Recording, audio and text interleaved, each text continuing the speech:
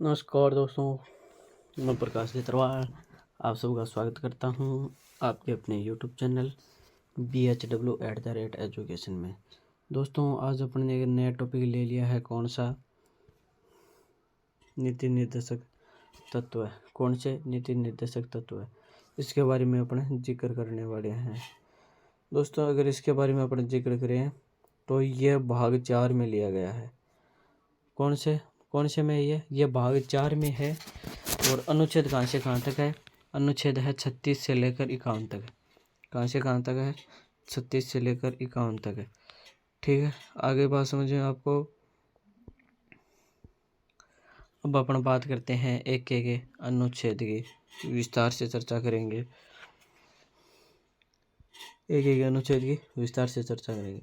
सबसे पहले तो देखते हैं राज्य की परिभाषा। ये किस अनुच्छेद में है? अनुच्छेद 36 में है। क्या है? राज्य की परिभाषा है।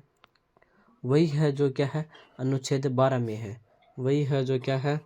अनुच्छेद 12 में दिखाई गई है। अब आपको सबको पता ही होगा कि अनुच्छेद 12 में कौन सी परिभाषा दी गई है, तो बताने की जरूरत तो है नहीं।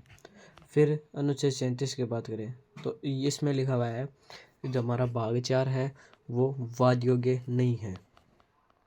ठीक है, आगे समझ में। भाग 4 है वो अपना क्या है?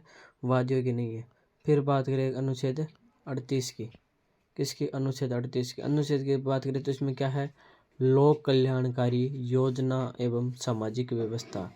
लोक कल्याणकारी योजना एवं सामाजिक व्यवस्था की जानकारी किस में मिलती है? अनुच्छेद 38 में। ये थोड़ा यहाँ लिखा गया। अनुच्छेद 39 में क्या है? 6 बातें हैं।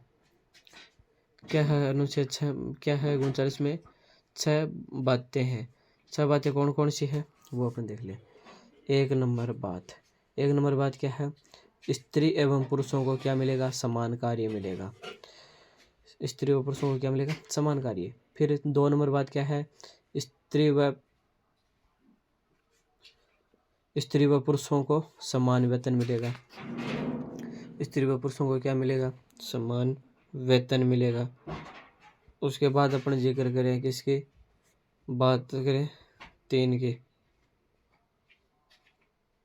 किसके बात करें? 3 नंबर बात की। 3 नंबर बात कौन सी है? 3 नंबर बात की अपने जिक्र करें तो क्या है? स्त्री प्लस पुरुषों को क्या है? स्वास्थ्य का ध्यान रखना। स्त्री प्लस पुरुषों के स्वास्थ्य का ध्यान रखना। 4 नंबर बात करें तो क्या है?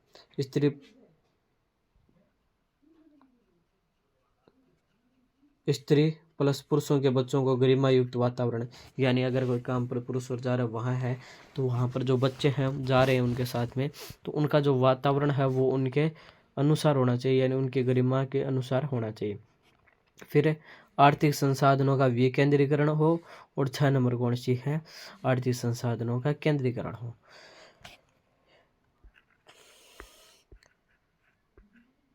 केंद्रीकरण और विकेंद्रीकरण आप लोग अच्छे से जानते होंगे मेरे ख्याल से कि ये सब क्या है, तो आपको बताने की ज़रूरत तो है नहीं। ये PDF आपको मिल जाएगी कहाँ पर? टेलीग्राम चैनल पर। ठीक है, अब चलते हैं अपने अगली स्लाइड में। अगली स्लाइड में बात करें अपने किसकी? अनुच्छेद 39 की, कि ये अनुच्छेद 39 है वो क्या चीज़ है? अनुच्छेद 39 है क्या चीज़ है? अनुच्छेद 39 की अपन बात करें तो अनुच्छेद सामान्य न्याय एवं कानून व्यवस्था। समान न्याय एवं कानून व्यवस्था क्या है? समान न्याय व क्या है? कानून व्यवस्था की जिक्र है। समान न्याय व, ये सामान्य लिखा गया है बल्कि होना क्या है? समान है। क्या? समान न्याय एवं कानूनी व्यवस्था। ठीक है, अब आर्टिकल 40 की बात करते हैं। किसके? आर्टिकल 40। ग्राम पंचायत का गठन का जिक्र किया गया है। और ये अनुच्छेद है, ये भी क्या है? गांधी जी से प्रभावित है। ये अनुच्छेद भी क्या है? गांधी जी से प्रभावित है। अब अपन बात करते हैं अनुच्छेद 41 की। आर्टिकल 41 की। 41 में क्या है? एजुकेशन है। 41 से क्या इसकी ध्वनि आती है? ए से आती है, तो इसका मतलब एजुकेशन से, यानी शिक्षा एवं काम का अधिकार। सभी को क्या है, शिक्षा एवं काम का अधिकार है। और जो नरेगा है वो भी क्या है, इसी के अंतर्गत आती है। नरेगा भी क्या है, इसी के अंतर्गत आती है अपने। फिर बात करते हैं किसकी, फिर बात करते हैं अपने अनुच्छेद 42 की। अनुच्छेद 42 में क्या कहता है, महिला प्रसूति एंड न्यायोचित मानव दशाओं का निर्धारण है। ठीक है। फिर अनुच्छेद 43 की बात करें, 43 में क्या है, उद्योग अधिकारियों का गठन एवं जीवन निर्वाह मजदूरी। उद्योग अधिकारियों का गठन एवं जीवन निर्वाह। और ये अनुच्छेद भी क्या है, गांधी जी से प्रभावित है।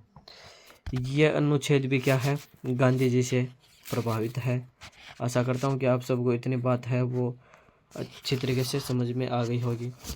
अब बात करते हैं अपने आगे। अब पता चल गया गांधी से प्रभावित है, ये बात यहाँ पर रिपीट हो गई है, तो कोई बात नहीं, अपन आगे चलते हैं। आगे आगे की क्या बात करते हैं, आगे कौन सा अनुच्छेद की बात करते हैं अपने, आगे बात करते हैं अनुच्छेद 44 की। अनुच्छेद 44 की, तो इसमें क्या कहा गया है कि समान नागरिक संहिता यानी common civil code, common civil code अर्थात विवाह, तलाक, दंतक, जिसे अपन सौतेला बोलते हैं, और उत्तराधिकारी, इनके नियम क्या होना चाहिए, समान, यानी संपत्ति का बंटवारा है वो इक्वल तरीके, इक्वल रेशे से होना चाहिए, इक्वल रेशे से होना चाहिए, कोई बात नहीं। ठीक है।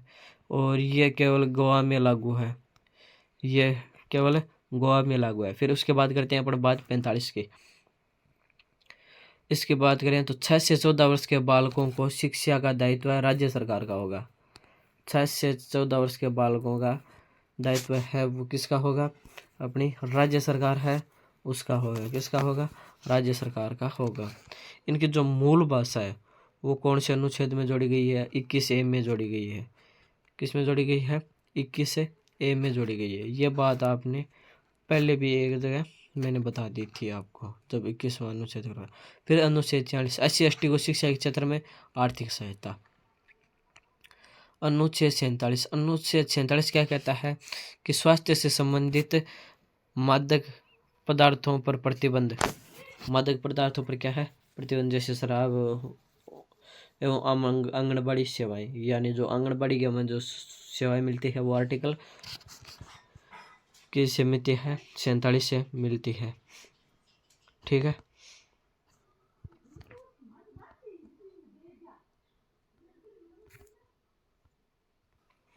फिर अनुच्छेद 48A, अनुच्छेद 48A, इसके बारे में अपन बात करें तो ये क्या चीज़ है, वन्य जीव एवं जीव संरक्षण, यानी एग्रीकल्चर का वो अलग है। देखो 1 मिनट में दिखाता हूँ। 48 नंबर ये रहा एग्रीकल्चर, लेकिन कृषि एवं पशुपालन से संबंधित है, लेकिन ये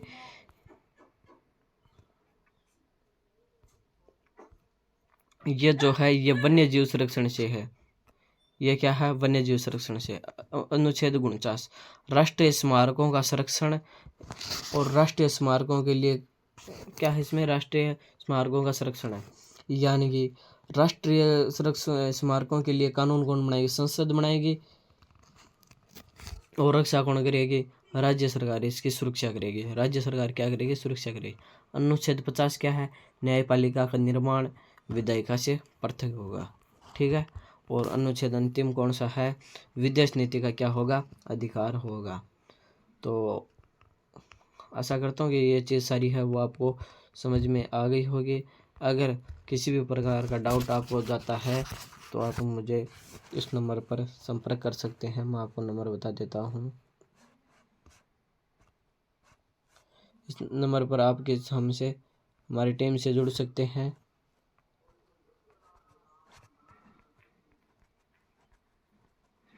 इस नंबर पर आप व्हाट्सएप मैसेज कर दीजिए या फिर इस नंबर पर डायरेक्ट हमें कॉल कर सकते हैं। इस नंबर पर हमें डायरेक्ट आप हमें कॉल कर सकते हैं, तो आपकी सीधी हमसे बात हो जाएगी। आगे बात समझ में, इतनी बात आ गई। किसी भी प्रकार की दिक्कत हो आप लोगों को तो आप हमसे सीधा संपर्क कर सकते हैं। धन्यवाद।